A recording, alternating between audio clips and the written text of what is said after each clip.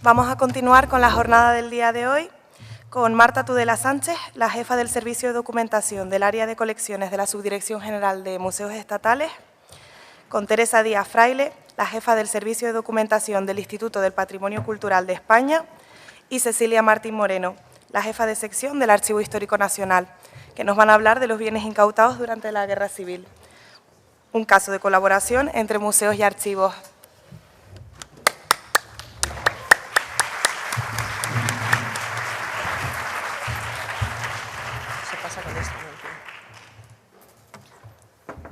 Sí, buenos días. Pues lo primero, gracias a todos por venir y sobre todo gracias a la organización del Congreso por habernos invitado y permitirnos presentar este proyecto de colaboración entre las subdirecciones generales de museos, archivos y el Instituto del Patrimonio Cultural de España, del Ministerio de Cultura, que…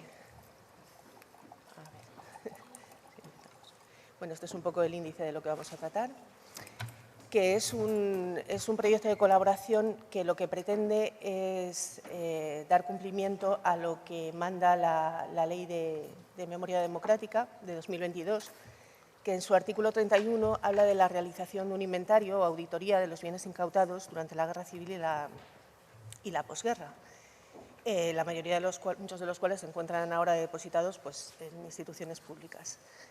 Aunque durante la Guerra Civil y la primera posguerra se incautaron todo tipo de bienes, desde inmuebles, archivos, bibliotecas, depósitos bancarios y demás, nuestra investigación se centra exclusivamente en las obras de arte que actualmente están depositadas en los museos estatales.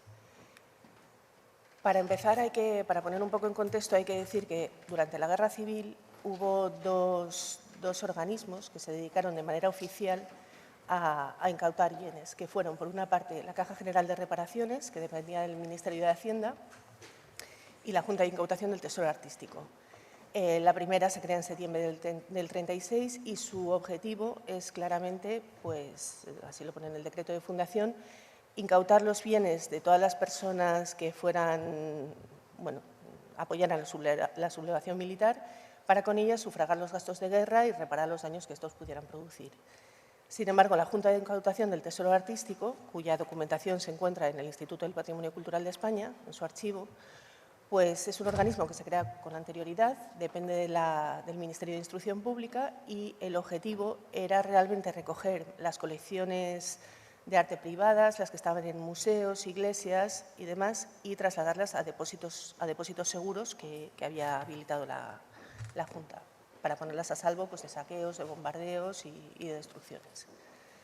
Pero, sin embargo, hubo muchos otros organismos que, al margen de estos dos organismos oficiales, que sí hicieron incautaciones documentando todo el proceso de una manera controlada, pues incautaron cientos y miles de obras de arte de una manera bastante desordenada y sin dejar ninguna constancia documental de ello. Pues entre ellos un montón de brigadas, de cuerpos del ejército, partidos como el Partido Comunista, la FAI, Ateneos Libertarios, multitud de organizaciones.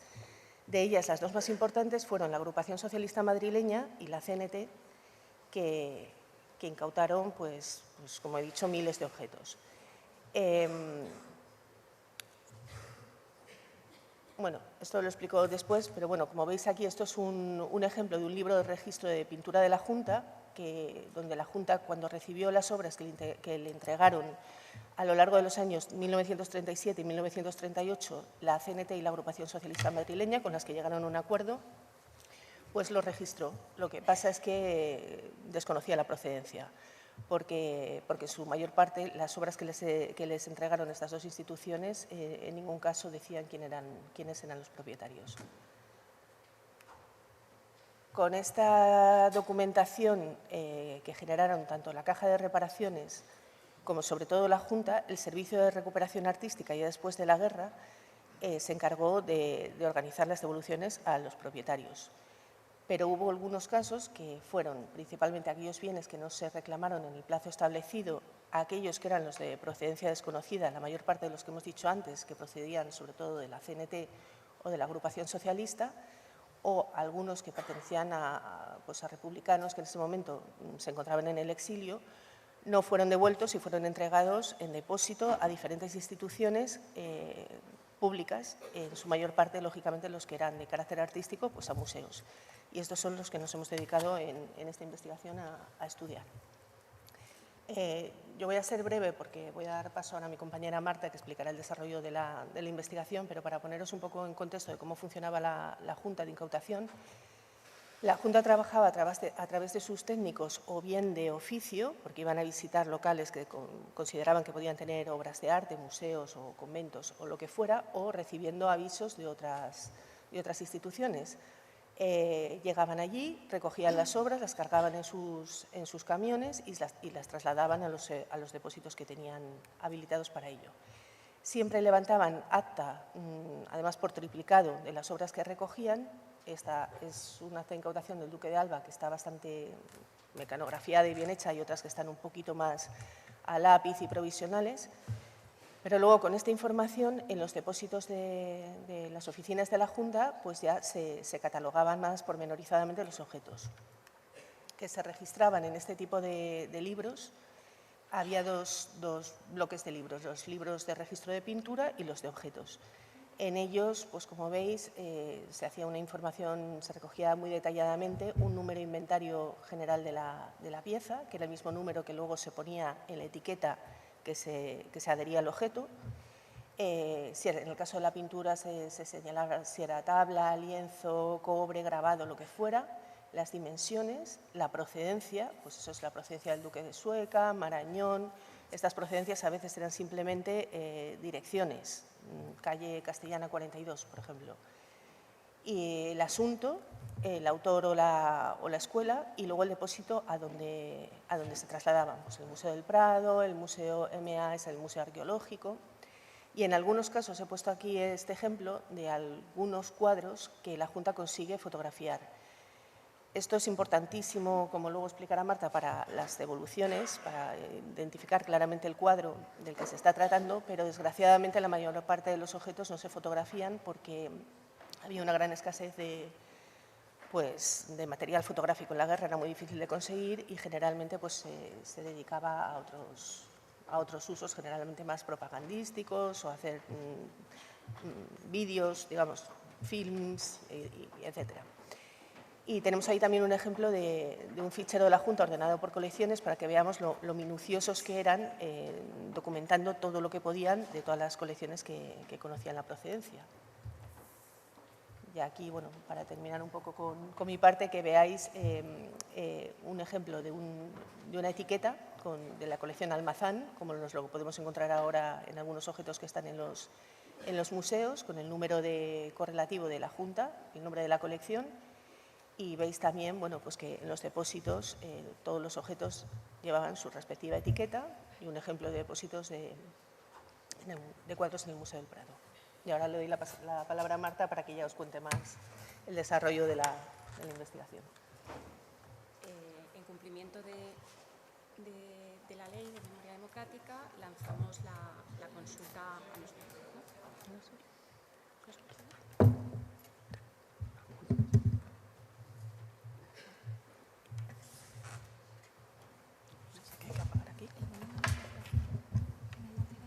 Te pones hasta aquí.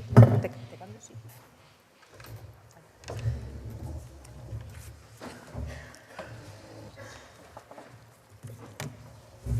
En cumplimiento de la ley, lanzamos en los 16 museos de titularidad estatal y gestión directa del Ministerio de Cultura, a través de la Subdirección General de Museos, una consulta para ver qué bienes procedían de incautaciones de la Guerra Civil y la posguerra. Aquí tienen los 16 museos estatales. De estos 16 museos se han localizado a fecha de junio del 2024, que es cuando el ministro presentó la auditoría, 5.126 bienes en 9 museos, en el Museo de Artes Decorativas, Arqueológico, Romanticismo, Sorolla, América, Traje, y fuera de Madrid, en el Museo Nacional de Escultura y en el Museo Nacional de Cerámica y Artes Suntuarias, y en el Museo de Antropología, de Madrid. ¿Cómo se empezó a trabajar en este tema en los museos? En primer lugar, analizando las piezas, analizando los bienes y viendo qué información nos daba cada uno de ellos. Encontrábamos etiquetas con siglas en la mayor parte desconocidas para los profesionales que trabajan en los museos. Esa ASM de la pieza superior nada decía a los técnicos hasta que empezamos a investigar y era la Agrupación Socialista Madrileña. O esta etiqueta localizada en un cuadro, en una trasera, en la que aparece SRA, Servicio de Recuperación Artística, y MAM, que era el depósito que durante la guerra se instala en el Museo de Arte Moderno en Madrid. En la parte de abajo hay etiquetas en las que aparece la B del Banco de España, de los fondos procedentes de la Caja, y esta tetera en la parte de abajo, cafetera, que tenía también unas siglas que hacen alusión al Servicio Militar de Recuperación Artística.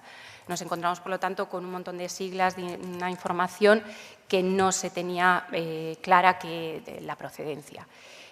Tras analizar las piezas, empezó la consulta en los archivos para ver qué documentación constaba del ingreso de estos bienes.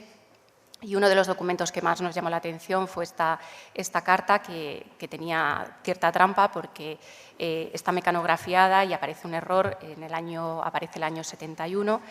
En verdad es del año 78, tras ver que aparece Ministerio de Cultura, era imposible que fuese del año 71, y este fue la última entrega que se hizo a los museos ya de los restos que quedaban en el Casón del Buen Retiro, que fue el último depósito en el que llegaron las últimas piezas en el año 78 tras las diversas entregas desde el año 39. No he comentado, al museo llegaron principalmente piezas que no habían encontrado su propietario y que habían sido expuestas en la mayoría de los casos en exposiciones que se habían celebrado. En la parte superior también tenemos otro documento que sí que estaba también en el museo, que es los bienes que llegaron de la colección Weisberger, que ahora veremos. Como decía, nos encontrábamos ante una terminología desconocida en los museos, recuperación, servicio, entrega por parte de distintos organismos, lo que llevaba a dificultar, a encontrarnos con una dificultad de dónde procedían esas piezas que a veces sí que tenían recibos de entrega en el museo y que otras veces no tenían ninguna información. A esto se sumaban las restauraciones que con el paso del tiempo se han hecho de algunas de las obras, se han eliminado bastidores, se han eliminado etiquetas, y esto dificultaba mucho el trabajo. Una vez analizada la documentación que estaba en los archivos de los museos, comenzamos a analizar la documentación y a colaborar con los compañeros de los archivos estatales y de otros archivos. Así consultamos los distintos archivos estatales, archivos como el de la Fundación Pablo Iglesias, para ver documentación que podía haber sobre la Agrupación Socialista Madrileña, el archivo de la CNT, el Ministerio de Hacienda, donde están los libros de la Caja de Reparaciones, el CSIC, donde se custodian las fotografías realizadas en los depósitos al finalizar la guerra, y los archivos provinciales. Y aquí he puesto una imagen pues, de estas etiquetas que no se tenía muy claro qué era ese expediente de recuperación o esa etiqueta simplemente que decía incautación, pero incautación, ¿cuándo? Hemos cogido 3 casos que creemos que ilustran muy bien esta colaboración que hemos llevado las 3 subdirecciones. Esta es la colección de Pedro Rico. Estas 3 obras se han localizado en los museos estatales, en el Museo del Romanticismo, la obra que está abajo, la Romería, y en el Museo del Traje, llevando el viático y el bautizo. Obras de Lucas Villamil que se localizan en los museos y que hemos encontrado bastante documentación. Hemos encontrado ese acta de incautación de la calle Villanueva, de las obras de Pedro Rico, alcalde de Madrid cuando estalla la guerra. Pedro Rico intenta salir de Madrid con el gobierno de Largo Caballero, su domicilio queda abandonado y 2 años después, en el año 38, la Agrupación Socialista Madrileña recoge de su domicilio estas 25 que aparecen en el acta de incautación. Junto a esto recoge también su archivo personal, que aparece todo detallado en el acta. También hemos localizado la ficha de las obras, que está en la parte inferior, donde a veces el título no coincide con el acta de incautación, nos da información sobre esos depósitos en los que se llevaron las obras. Y a su lado aparece el libro, donde aparecen claramente reflejadas las distintas obras con su procedencia, como ha explicado Teresa. También tenemos un parte de visita en el que se retiró también la biblioteca personal del alcalde y se llevó a un depósito en la calle Almagro 11. Y al otro lado aparecen las fotografías que pertenecen al Fondo Arbaiza, que se realizaron de los distintos depósitos ya al finalizar la guerra y que nos han ayudado a identificar las obras. Y la investigación se abre a los archivos estatales y la declaración jurada de los porteros nos aporta datos. Esta declaración del portero de Villanueva 41 nos habla de la presencia de la agrupación socialista madrileña, o el recibo del archivo personal que estuvimos cotejando durante varios días, toda la documentación que se conserva de ese archivo en el Archivo Histórico Nacional, pues nos llevaba sobre la pista de encargos de fotografía al estudio Alfonso y nos llevó a localizar esta fotografía en el Archivo General de la Administración, donde se conserva este fondo, y con la alegría de ver esta imagen de la madre de Pedro Rico en primer término y en segundo término el cuadro que tenemos que se conserva en el Museo del Romanticismo. Y otro documento de gran importancia en esta investigación ha sido el documento localizado en el AGA, que es el acta del robo que se produjo en los depósitos. En los distintos depósitos se robaron, tenemos un acta con cerca de 300 bienes que se localizan en el año 46 en un anticuario de Madrid. Y entre ellos estaban las tres obras de los museos estatales. Era complicado porque estas obras se les cambió el bastidor, se les quitaron etiquetas, por lo que se perdía cualquier dato sobre su procedencia de la colección Pedro Rico.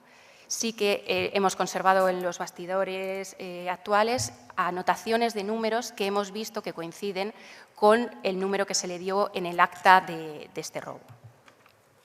Un segundo caso es el San Juan Evangelista del Oratorio del Olivar de Madrid.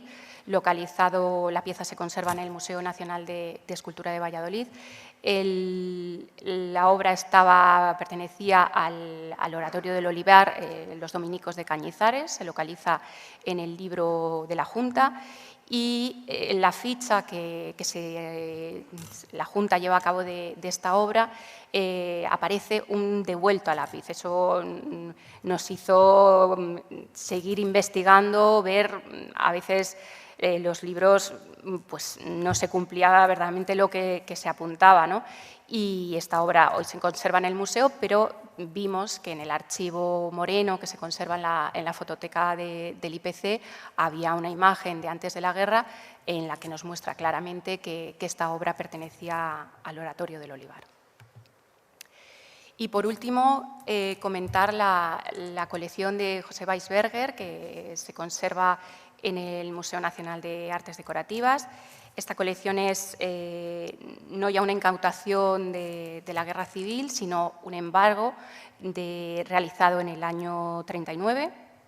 José Weisberger era un importante coleccionista de origen checo, se instala en Madrid, va atesorando una importante colección, sobre todo de artes decorativas, de textiles, de porcelana, escultura, de todo tipo de bienes. Mantiene contacto con los intelectuales y artistas de la época, con Sorolla, incluso conoce a Alfonso XIII. Y a la finalización de la guerra, en el año 39, en mayo de 1939, se hace una inspección de su domicilio y se le localiza documentos de origen judío, un mandil y una banda de gran maestre de la masonería.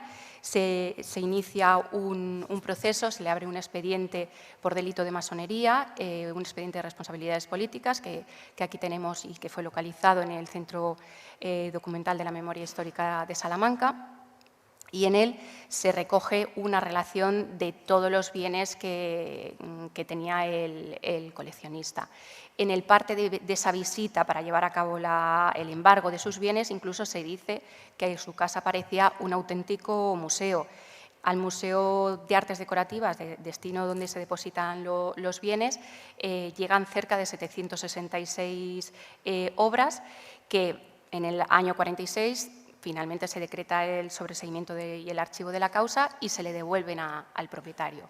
Posteriormente, las obras tuvieron distinto ingreso en el museo, se compra una parte por parte del Estado, otras que son las que hemos incluido en el portal y que se ha creado de incautaciones, unas 217 se quedan en depósito en el museo, como creemos que olvidadas, no sabemos muy bien el por qué se quedan en el museo, pero son procedentes de ese embargo.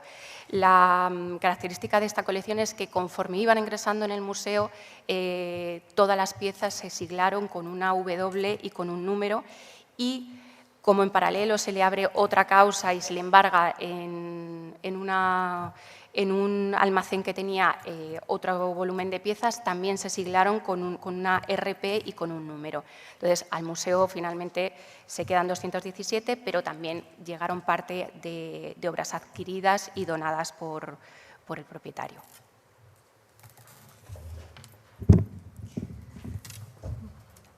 Bueno, un poquito para concluir, como han podido ver por las intervenciones de mis compañeras, sobre todo de Marta, es una tarea muy compleja esta identificación de los bienes incautados. Tarea que es imposible llegar a buen puerto de forma aislada, por lo que es esencial esa colaboración entre las instituciones. Queríamos terminar resaltando dos ideas principales. Por un lado, lo que ya han perfilado, esas dificultades en la localización de esa trazabilidad, de esa procedencia de obras, trabajos que son costosos de investigación y que no siempre llegan a buen puerto. Y, por otro lado, resaltar que se está trabajando activamente desde todos los ángulos para poner a disposición de la ciudadanía, facilitarles estos trabajos y estas labores de investigación. A ustedes no les cuento nada nuevo si les digo que la investigación en archivos en general es un poco como una gincana, un juego de pistas. Nosotros lo sabemos, pero lo que es la ciudadanía, que es la que se va a acercar para intentar acercarse a este tipo de reclamaciones de bienes, sea por un interés personal, familiar, sea por simple ocio cultural de carácter culto, por curiosidad histórica sin más, tenemos que esforzarnos entre todos en resaltarles esas dificultades. Aquí les he puesto unas imágenes de lo que fueron las tareas de reacondicionamiento de las instalaciones del Archivo Histórico Nacional tras la guerra. En aquel momento compartíamos sede en el Palacio de Archivos, Bibliotecas y Museos Estatales, que está ahí en Recoletos, con Biblioteca Nacional y con Museo Arqueológico Nacional. Como ven aquí, las tareas estaban ya muy avanzadas y solo los depósitos de documentación. Pero, en fin, como una imagen vale más que 1000 palabras, pueden ver que, aunque los compañeros de aquella época, por los cuales rompemos una lanza, no solo archiveros, sino también conservadores de museos, bibliotecarios, como han visto, se mantuvo esa trazabilidad con esas etiquetas y demás, pero las circunstancias eran las que eran. Trabajaron como pudieron. Como les digo, estas fotografías son extrapolables, de fondos documentales, son extrapolables como han visto, a obras museísticas y también a obras bibliotecarias, que nos dan una idea de también las dificultades de esta investigación actual. Siguiendo un poco en esa tónica de esas dificultades, como Marta nos ha comentado, parten de los archivos de los museos, en los que hacen la primera cata de de esa trazabilidad, de esa procedencia, y van pasando a otros. Aquí les he puesto una imagen de los libros registro de entrada de fondos al Archivo Histórico Nacional durante la guerra. Como pueden ver, la información aportada en ellos era muy, muy escasa. Las primeras anotaciones apenas reflejan quién entrega la documentación y no su procedencia, que cuando se podía se averiguaba a posteriori, de ahí esa mención de esa provisionalidad. Habrá que acudir por ello a otros archivos, como ha comentado Marta, o directamente este es el otro registro de entrada posterior. Como ven, hay menciones constantes de procedencia desconocida. De algunos de ellos se ha podido llegar luego a posteriori a localizar la procedencia y de otros, por desgracia, no.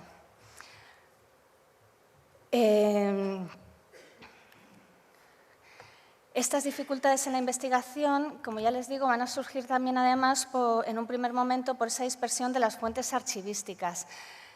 Si se acuerdan, Teresa ha comentado que, por ejemplo, los libros registros de la Caja General de Reparaciones están en el archivo del Ministerio de Hacienda, mientras que el fondo de la comisión liquidadora de dicha caja, que se creó después de la guerra, lo tenemos, es verdad que dentro de los fondos que procedentes del Ministerio de Hacienda, en el Archivo Histórico Nacional.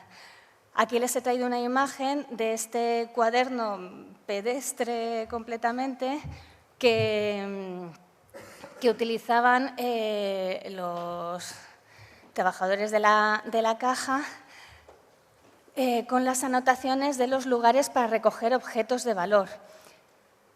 Si ven, es menciones de direcciones. Y en muchos casos, por ejemplo, este comandante Varela, que es el que les daría la información o el que los daría esos objetos, no era el dueño original de esa casa de reforma agraria, sino las distintas ocupaciones que se hicieron de edificios y pisos vacíos durante la guerra. En casos como este que les he puesto, se va a tener suerte y vamos a encontrar, por ejemplo, el acta de esa incautación en ese domicilio. Les he resaltado un poquito en grande la dirección y quién hace entrega, el comandante. Es decir, luego más adelante habría que hacer una investigación también de quién eran los propietarios de esos bienes que estaban en esa dirección antes de la guerra, que son datos que no siempre son sencillos de investigar.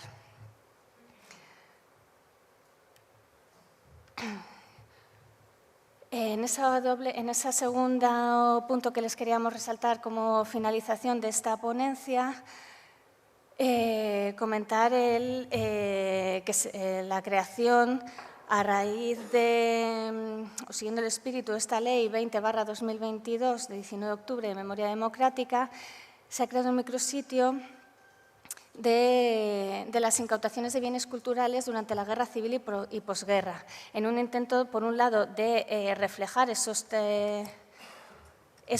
trabajos colaborativos de que versa esta ponencia y, además, para facilitar el acceso de la ciudadanía y de otros compañeros a los recursos que ya tenemos identificados dispersos en distintos archivos, instituciones y demás. Este portal web se ha impulsado por el Ministerio de Cultura, eso sí, y se va nutriendo con los trabajos de identificación, catalogación, etcétera, que se van realizando por parte de las instituciones implicadas en algún sentido. Sean, como han comentado, custodias de los bienes o de los archivos de gestión de esos procesos incautadores. Ya termino. La brevedad de esta exposición, además, pues no nos permite profundizar mucho más en un análisis de estos archivos y de estas instituciones. Les animo a que naveguen un poquito por esta web. Eso sí, comentarles simplemente que esta ponencia se ha circunscrito, al igual que lo está el propio micrositio, al ámbito de la Administración estatal en la que trabajamos las tres. Si bien se pueden encontrar fondos relacionados con los procesos incautadores, en el contexto de la guerra civil, en archivos de instituciones dependientes de otras administraciones de carácter local, regional, etcétera. Como se puede ver haciendo una simple búsqueda por el término incautación en el Censo Guía de Archivos de España e Iberoamérica. Como esto no da para más, cerramos la exposición aprovechando este foro para tirar el lazo a estos otros archivos e instituciones de titularidad privada o no estatal, pero compañeros de profesión todos, al fin y al cabo, custodias de este tipo de fondos para que aunemos esfuerzos y trabajemos en colaboración para, al fin y al cabo, llegar todo lo lejos que nos sea posible en estas investigaciones que, al fin y al cabo, pues, redundan en el beneficio nuestro y de la sociedad, al fin y al cabo. Gracias.